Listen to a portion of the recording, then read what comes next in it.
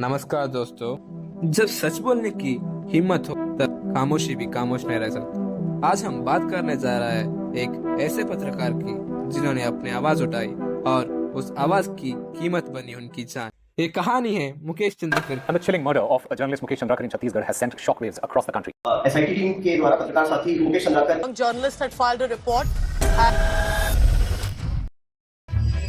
मुकेश चंद्रकर छत्तीसगढ़ के बीजापुर के रहने वाले एक जर्नलिस्ट। जुलाई 4, 1991 को उनकी जन्म एक मिडिल क्लास परिवार में होता है। हालांकि उनकी जन्म एक मिडिल क्लास फैमिली में हुआ, लेकिन training, self learning, field reporting के जरिए बस्तर में जो भी होता था वो उन पर आवाज उठाते थे और उस पे आर्टिकल लिखते थे। मुकेश भाई एक यूट्यूब चैनल चलाते थे जिसका नाम था बस्तर जंक्शन। उसके जरिए बस्तर में जो भी घटना घटती थी वो घटना के बारे में वो सब माहिती देते थे। यूट्यूब चैनल शुरू करने से पहले हिंदी टीवी, न्यूयॉर्क 18 ग्रुप जैसा बड़े बड़े न्यूज चैनल में काम कर चुके हैं। एक मिसाल के तौर पर अप्रैल 2021 में मुकेश ने अपने साथियों के साथ मिलकर एक कैप्चर्ड सीआरपीएफ कोबरा कमांड का रिहाई मदद की थी जो नक्सल के कब्जे में था।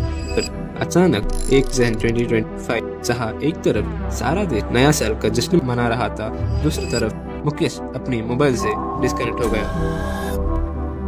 उसके बाद युकेश चंद्रशेखर को इस बात की चिंता होने लगती। 2 जन को थाने जाकर कंप्लेंट दर्ज करवाते हैं। मुकेश का फोन स्विच ऑफ होने के पहले की लोकेशन ट्रैक किया जाता है। वो लोकेशन असल में उसके कजिन सुरेश चंद्रकर का फार्म हाउस होता है। ये बात पता चलने के बाद पुलिस और मुकेश के भाई वहाँ पहुँचते हैं। पूरे छानबीन करने के बाद भी वहाँ कुछ नहीं मिलता क्योंकि वो छानबीन करने के लिए रात में गए होते हैं। उसके बाद युकेश को उसी जगह पर बहुत डाउट होता है। 3 तारीख को वो उसके कुछ जर्नलिस्ट साथियों के साथ फिर पुलिस स्टेशन जाकर उस जगह को फिर से छानबीन करने के लिए दबाव डालते हैं, जिसके चलते पुलिस वहाँ फिर से एक बार छानबीन करने के लिए पहुंचते हैं। सब जगह छानबीन करने के बाद वहाँ मौजूद एक पुलिस ऑफिसर के नजर एक सेप्टिक टैंक पर पड़ता है।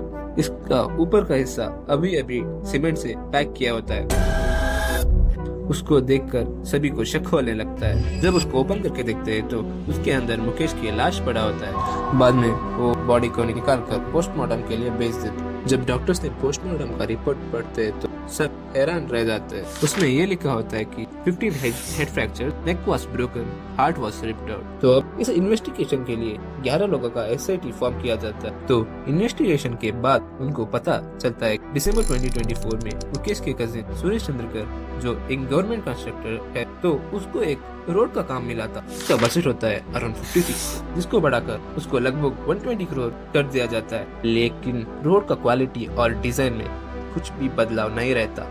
तो मुकेश इस स्कैम को एक्सपोज करता है। जगरगुंडा जैसे ही आप दंतेवाड़ा से आते हैं, दंतेवाड़ा से जो है अब आसानी से जो है आप 4 पहिया वाहन में सवार होकर पहुंच सकते हैं। जगरगुंडा में जैसे ही आप प्रवेश करेंगे तो एक बड़ा सा गेट है। मैं कोशिश करूंगा कि उसका विजुअल बनाऊं, वीडियो बनाऊं और आपको दिखाऊं, और इस वीडियो के माध्यम से उस जगह तक चमचमाती सड़क है और जैसे ही गांव में प्रवेश करेंगे तो सीसी सड़क भी नहीं है। तो बारिश के दिनों इस विषय से सुरेश को मुकेश पर बहुत गुस्सा होता है। वो मुकेश के साथ बात करना भी छोड़ दिया होता है, लेकिन उसको बदला तो चाहिए था। वेट, इसके बारे में मैं तुमको सुरेश के बारे में बताऊंगा। बस्तर जो एक छोटी शहर है, उस शहर में ये 10-13 करोड़ का शादी करता है, वो भी बड़ी धूमधाम से। फॉरेन से डांस करने के लिए डांसर्स बुलाता है और प्राइवेट चॉपर बुलाता है। चीज को मैं क्या ही बोलिया। और ये चंडीगढ़ का एससी विंग का वाइस प्रेसिडेंट भी बन चुका है। तो सोचो ये कितना का scam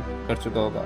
let's go back to our timeline. क्या होता है कि दिसंबर 31 को सुरेश अपने भाई रितेश जो मुकेश से बात करता है उसको सुरेश के फार्म हाउस आने के लिए कहता है ताकि वो न्यू ईयर पार्टी कर सके। लेकिन असल में सुरेश, रितेश, दिनेश जो सुरेश के एक रिलेटिव है और उसका फार्म हाउस का सुपरवाइजर महेंद्र राम तेक, ये चारों लोग मिलकर मुकेश को मारने के लिए प्लान बना दिया होता है। लेकिन कुछ कामों की वजह से मुकेश उस दिन वहाँ नहीं पहुँचा। तो रितेश फिर से 1 जन को लंच के लिए मुकेश को फार्म हाउस में बुलाता है।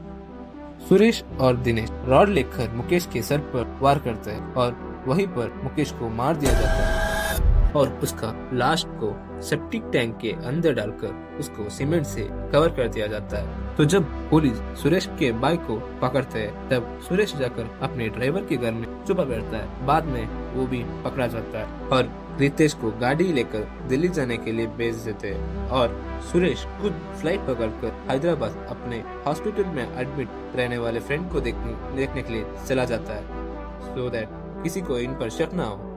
बाद में रॉड और मुकेश के फोन को डिस्पोज कर दिया जाता है। बाद में उन चारों के ऊपर सेक्शन 103, 238, 61, 239, 249 अंदर केस दर्ज किया जाता है। ये था मासूम मुकेश चंद्रकर का कहानी।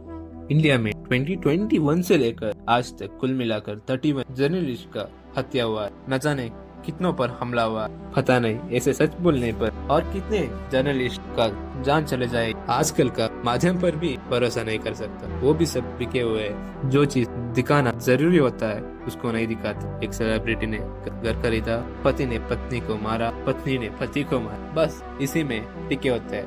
असलियत में इस देश में और ही कुछ होती रहती है।